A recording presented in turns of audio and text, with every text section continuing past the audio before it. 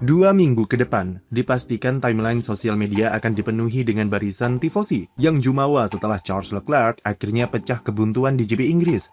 Setelah lebih dari 620 hari menunggu, akhirnya Leclerc kembali raih kemenangan dengan finish terdepan pada balapan di sirkuit Silverstone. Ini adalah kemenangan pertama Leclerc sejak 2024 dan sekaligus memutus rentetan hasil negatifnya sejak GP Miami yang dibuka dengan manis untuk kembali ke puncak podium tertinggi. Capaian Leclerc kemarin juga merupakan kemenangan kedua Ferrari musim ini setelah Lewis Hamilton pada GP Barcelona 3 pekan sebelumnya. Ferrari sendiri memang datang ke GP Inggris bisa dibilang dengan posisi yang tidak diunggulkan. Bahkan engineer mereka sendiri memprediksi kalau SF26 akan tertinggal 0,6 detik dari Mercedes dengan karakter Silverstone yang boros baterai, serta menuntut kekuatan mesin yang merupakan kelemahan Ferrari. Tapi, kejutan ditampilkan oleh Lewis Hamilton di hari Jumat dengan raih pole untuk sprint race dan dia bisa menahan Antonelli cukup lama sebelum disalip karena kalah strategi deployment baterai keesokan harinya. Meskipun Hamilton ujungnya finish di belakang Antonelli, tapi bisa raih pole di sprint dan kompetitif sepanjang 17 lap sudah jadi kejutan tersendiri bagi Ferrari yang tidak menyangka mampu kompetitif dan beri perlawanan ketat ke Mercedes. Ferrari belajar dari kesalahan mereka di sprint race dan lakukan sejumlah modifikasi untuk improve long run SF26 selama balapan. Meskipun pengorbanannya adalah laju kualifikasinya tidak sekompetitif sprint dan kecolongan pole dari Antonelli. Ketika start, duet Leclerc dan Hamilton langsung menggebrak dengan curi posisi terdepan dari Kimi Antonelli yang alami wheel spin. Sempat dikira akan cepat dikejar oleh Kimi, namun faktanya duo Ferrari bisa amankan posisi cukup lama dan Leclerc bisa membangun gap yang solid di depan sampai 4 detikan. Leclerc berkali-kali cetak fastest lap yang bertahan cukup lama di stint pertama dan kecepatannya terhitung cukup konsisten di posisi terdepan. Sementara Hamilton yang sempat terkena penalti 5 detik karena jump start ditugaskan untuk menjadi tameng dari serangan Antonelli supaya Leclerc bisa menjauh di depan.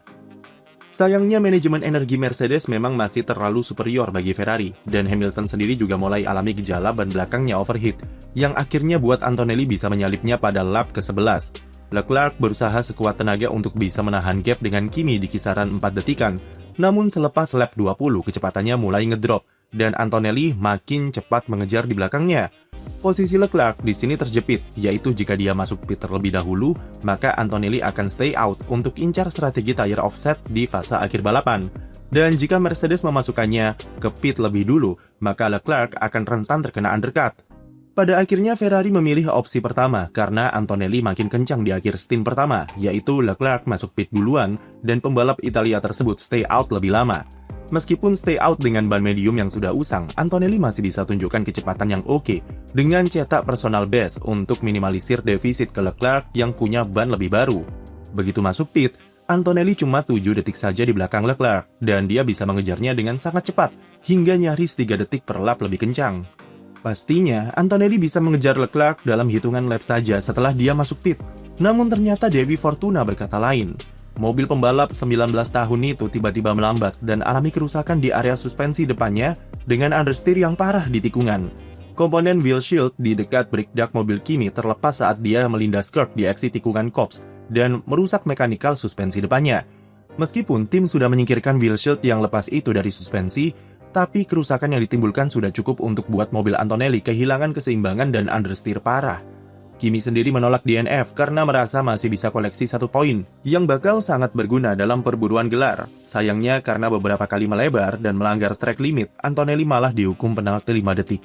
Situasi makin buruk ketika safety car muncul di akhir balapan, membuat Antonelli terlempar ke posisi 16 setelah finish dan dia pulang dengan tangan hampa. Problem di mobil Antonelli ini jadi faktor terbesar yang berpengaruh dalam kemenangan Charles Leclerc karena jelas jika SF26 bukanlah mobil tercepat sepanjang akhir pekan GP Inggris. Cukup sulit melihat apakah Leclerc bisa menahan laju Antonelli dengan ban hard yang 10 lap lebih baru jika dia tidak alami masalah tersebut. Tapi terlepas dari keberuntungan, itu tidak bisa mengkerdilkan seberapa positif progres yang dilakukan Leclerc untuk bisa kembali kompetitif di GP Inggris dan tampil cepat di kualifikasi serta race kemarin. Dipertanyakan dengan sejumlah kesulitan serta insiden yang membuatnya kalah telak dari Hamilton sejak GP Miami, Leclerc menjawabnya dengan kemenangan manis di Silverstone. Terjebak dilema antara meniru gaya balap Hamilton atau tetap bertahan. Dengan jati diri gaya balapnya sendiri, Leclerc memilih untuk tetap mempertahankan identitas dan nalurinya sendiri yang sudah dibangun bertahun-tahun di Ferrari. Dia bekerja keras untuk beradaptasi lebih baik ke mobil SF26 dan dari usahanya itu, akhirnya berbuah manis dengan Leclerc yang kembali kompetitif di GP Inggris. Lewis Hamilton meski sempat kena penalti 5 detik, tapi dia akhirnya lengkapi hari indah Ferrari dengan double podium di tempat ketiga. Balapan Hamilton juga tidak mudah karena dia sempat berduel sengit dengan George Russell dan Max Verstappen sepanjang balapan. Dia bisa pastikan podium setelah manuver ke Verstappen dari sisi luar tikungan Brooklands, dan Russell harus masuk pit lagi karena terkena slow puncture saat berduel dengannya. Dia sejatinya kunci podium runner-up andaikan tetap stay out saat safety car di akhir balapan.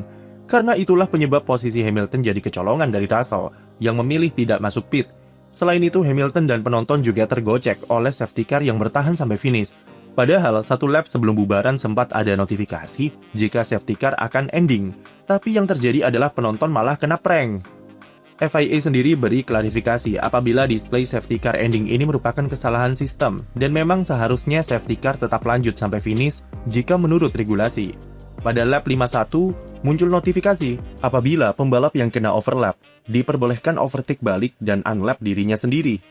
Masalahnya adalah FIA akui kalau pemberitahuan prosedur unlap ini agak terlambat karena evakuasi mobil Verstappen yang cukup mepet waktunya. Sementara itu di regulasi tertulis apabila safety car hanya bisa masuk pit 1 lap setelah notifikasi prosedur unlap muncul, yang artinya safety car tidak bisa restart pada lap 52 dan harus tetap lanjut sampai finish. Jika kalian bertanya soal bagaimana dengan Abu Dhabi 2021, justru inilah prosedur yang benar dan seharusnya dilakukan saat itu. Michael Masi yang race director saat itu punya hak serta wewenang untuk intervensi dengan lakukan segala cara supaya balapan bisa finish dalam racing condition. Oleh karena itu, prosedur unlap-nya saat itu langsung dipotong dengan safety car yang langsung diperbolehkan masuk pit supaya bisa restart dengan sisa 1 putaran. Race director sekarang tidak punya hak seperti itu, dan aturan soal prosedur unlap sudah diperketat untuk cegah kontroversi serta kebingungan seperti Abu Dhabi 2021. Jadi jika ada yang bilang FIA inkonsisten, well, sebenarnya mereka konsisten dengan regulasi yang tertulis dan ini presiden bagus untuk kedepannya. Russell bisa sedikit lega, karena dengan safety car yang lanjut sampai finish, dia bisa kunci podium runner-up untuk pangkas jarak poin ke Antonelli menjadi 25 poin di klasemen sementara.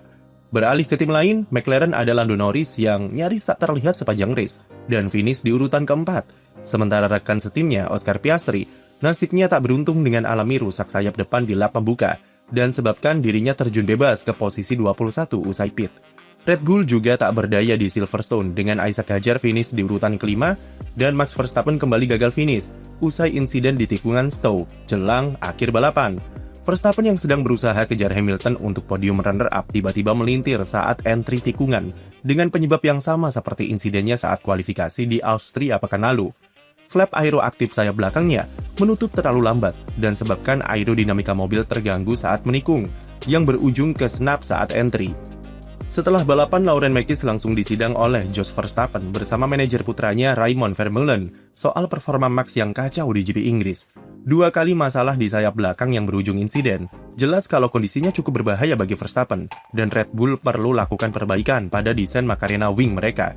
Sementara itu, duo Racing Bulls masih terlalu kuat di papan tengah, dengan lagi-lagi kunci double point secara beruntun di posisi 6 dan 7. Audi catat finish terbaiknya di F1 bersama Gabriel Bortoleto, yang selesaikan GP Inggris di posisi ke-8 untuk tambah 4 poin berharga bagi tim, yang jadi poin pertama mereka sejak GP Australia. Dengan drama akhir balapan, duo Alpine akhirnya kembali ke barisan top 10, dengan tambahan 3 poin dari Franco Colapinto dan Pierre Gasly.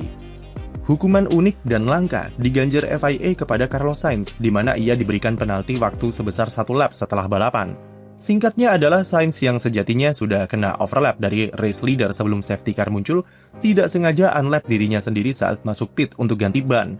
Layout pit lane di Silverstone memang agak unik karena seperti memotong lajur ke start-finish straight, terutama di kecepatan safety car. Nah, ketika prosedur unlap diberikan oleh race director, tidak ada nomor mobil Carlos Sainz di sana karena dia sudah terhitung unlap dari kejadian pit stop tersebut. Tapi dalam prakteknya, Sainz malah ikutan barisan pembalap yang unlap dirinya sendiri di akhir periode safety car, dan tim mengetahui kesalahan prosedur ini. Alhasil, Sainz dihukum penalti sebesar 1 putaran, yang membuatnya turun dari posisi 12 ke posisi 17. Jadi, apa momen favorit kalian pada GP Inggris kemarin? Coba tulis di komentar, dan jangan lupa beri like dan subscribe untuk konten F1 lainnya.